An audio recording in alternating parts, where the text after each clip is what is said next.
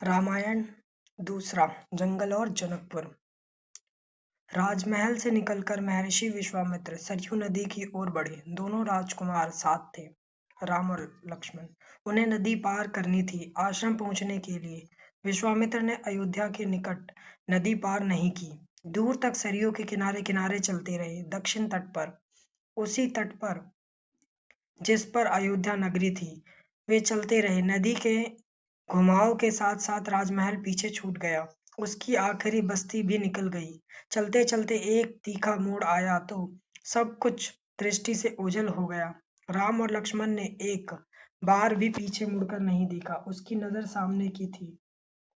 महर्षि विश्वामित्र के सधे कदमों की ओर सूरज की चमक धीमी पड़ने लगी। शाम होने को आई। राजकुमारों के चेहरों पर थकान का कोई चिन्ह नहीं था, उत्साह था। वे दिन भर पैदल चले थे और चलने को तैयार थे। महर्षि अचानक रुके। उन्होंने आसमान पर दृष्टि डाली। चिड़ियों के झुंड अपने बसेरे की ओर लौट रहे थे। आसमान मटमैला लाल हो गया था, यानी शाम हो गई थी। चरवाहे लौट रहे थे। गायों के पैर से उठती धूल में आधे छिपे हुए। हम आज रात नदी तट पर ही विश्राम करेंगे, महर्षि ने पीछे मुड़ते हुए कहा। दोनों राजकुमारों के चेहरे के भाव देखते हुए विश्वामित्र हल्का सा मुस्कुराए। राम के निकट आते हुए उन्होंने कहा, मैं तुम दोनों को कुछ विद्याएं सिखाना चाहता हूँ। इन्हें सीखने के बाद कोई तुम पर प्रहार नहीं कर सकेगा, उस समय भी नहीं जब तुम नींद में रहो।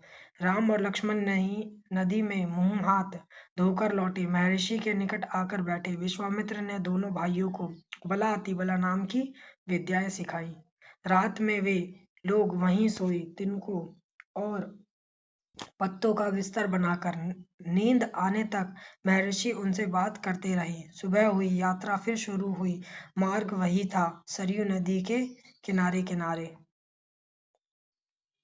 चलते चलते वे एक ऐसी जगह पहुंचे जहां दो नदियां आपस में मिलती थी। उस संगम की दूसरी नदी गंगा थी। महर्षि अब भी आगे चल रहे थे, लेकिन एक अंतर आ गया था। राम लक्ष्मण अब दूरी बनाकर नहीं चलते थे, महर्षि के ठीक पीछे थे, ताकि उनकी बातें ध्यान से सुन सके। रास्ते में पड़ने वाले आश्रमों के बारे में, वहां के लोगों के बारे में, वृक्ष वनस्पतियों के संबंध में, स्थानीय इतिहास उसमें शामिल होता था। आगे की यात्रा कठिन थी, जंगलों से होकर। उससे पहले उन्हें नदी पार करनी थी।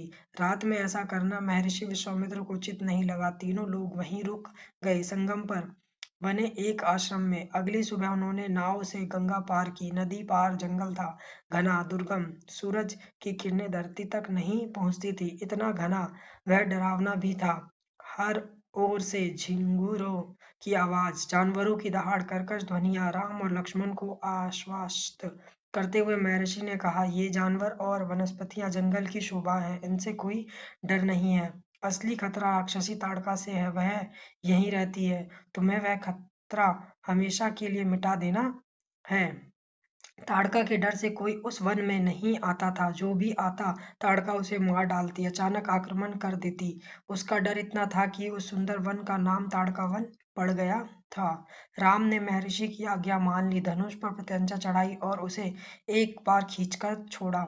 इतना ताड़का को क्रोधित करने के लिए बहुत था। प्रत्यंचा वो होता है जब धनुष पे सिर्फ बिना बाण के ही उसकी डोरी खींचकर छोड़ दी जाती है। टंकार सुनते ही क्रोध से बिलबिलाई ताड़का गरजती हुई राम की ओर दौड़ी। दो बालकों को देखकर उसका क्रोध और भड़क उठा। जंगल में जैसे तूफान आ गया। विशालकाय पेड़ कांप उठे, पत्ते टूटकर इधर उधर उड़ने लगे।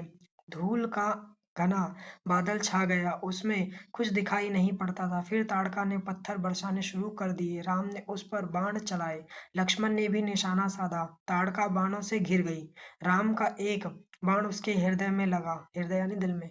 वह गिर पड़ी, फिर नहीं उठ पाई। विश्वामित्र बहुत प्रसन्न हुए। उन्होंने राम को गले लगा लिया। उन्होंने दोनों राजकुमारों को 100 तरह के नए अस्त्र शस्त्र दिए, उनका प्रयोग करने की विधि बताई, उनका महत्व समझाया। महर्षि का आश्रम वहां से अधिक दूर नहीं था, लेकिन तब तक रात हो चली थी। विश्वामित्र ने वह दूरी अगले दिन तय करने का निर्णय लिया। ताड़का मर चुकी थी, उसका भय नहीं था।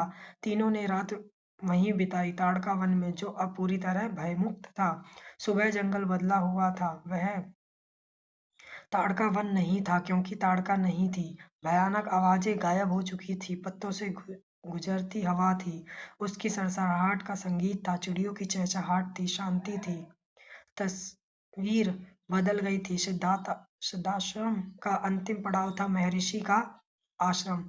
रास्ता छोटा भी था, मनोहारी भी। प्राकृतिक सौंदर्य का आनंद लेते तीनों लोग जल्दी ही आश्रम पहुंच गए। आश्रम वासियों ने उनकी आगवानी की, अभिनंदन किया, उनकी प्रसन्नता दुगनी हो गई थी। महर्षि विश्वामित्र के आश्रम लौटने की खुशी, राम लक्ष्मण के आगमन का सुख। विश्वामित्र यज्ञ की तैयारी में लग गए। अनुष्ठान प्रारंभ हुआ। आश्रम की रक्षा की जिम्मेदारी राम लक्ष्मण को सौंपकर महर्षि आश्वस्त थे। अनुष्ठान अपने अंतिम चरण में था, पूरा होने वाला था। कुछ ही दिनों में 5 दिन तक सब ठीक ठीक चलता रहा, शांति से, निर्विघ्न मतलब बिना किसी विघ्न के। लगता था कि राजकुमारों की उपस्थिति ने ही राक्षसों को भगा दिया है। राम और लक्ष्मण ने यज्ञ पूरा होने तक न सोने का निर्णय किया। वे लगातार जागते रहे, चौकस रहे, कमर में तलवार, पीठ पर तुणीर, तुणीर यानी जिसमें धनुष रखते हैं,